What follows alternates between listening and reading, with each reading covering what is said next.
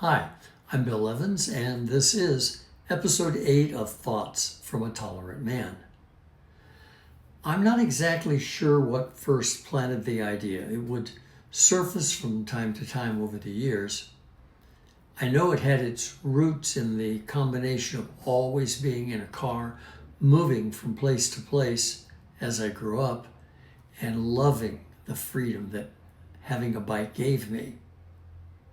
Somewhere along the way, a simple thought took hold. It would be really cool to ride a bicycle across the country. As a child or even as a teenager, that wasn't realistic. But the thought never quite left me, and then one day, decades later, it came back in a different form. If you're ever going to do this, you better do it. I was a few months away from my 65th birthday. I had retired from a long career in education and was happily working part-time at Apple. It wasn't entirely unlike what had happened years earlier when watching the Rome Olympics inspired me to run the New York City Marathon. But this was different. This wasn't a race. This was something much bigger. Birthdays have a way of reminding us where we are. We don't remember our terrible twos, but our parents certainly do. Then we celebrate double digits at 10. 13 makes us teenagers. 16 carries its own meaning, particularly for girls and their sweet 16. At 18, we begin to feel like adults. Interestingly, I was old enough to join the Army, but at that time, not old enough to vote. 21 has always been its own kind of milestone. Maybe the first time to legally have a drink. Then come the decades. 30 feels like a turning point for many. 40 feels more serious.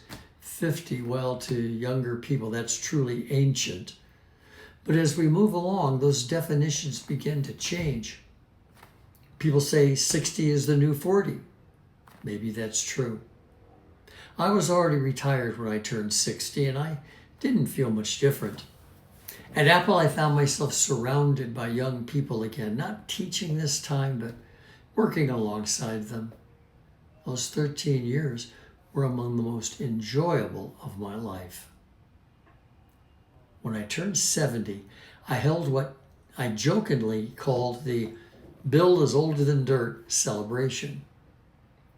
Friends from Apple had followed my cross-country trip and now came together to celebrate with me.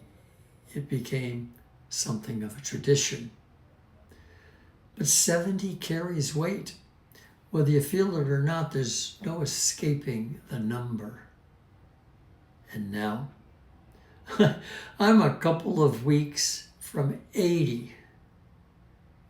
80! It still feels surreal.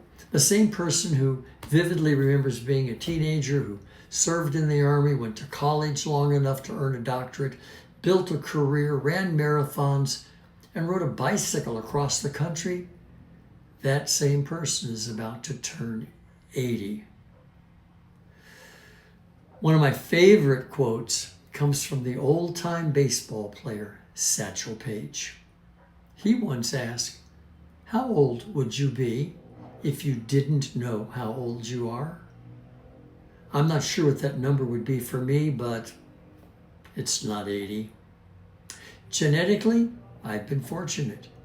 My grandmother just missed 102. I feel good.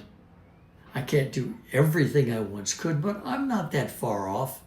And while people talk a lot about age, I find myself thinking less about how far I've come and more about what's still ahead. Because that's really what this is about. There's never a perfect time. There's only the moment when you decide what's next. For me, one of those moments came just before I turned 65. And it started with a bicycle. Thanks for listening. This has been another thought from a tolerant man.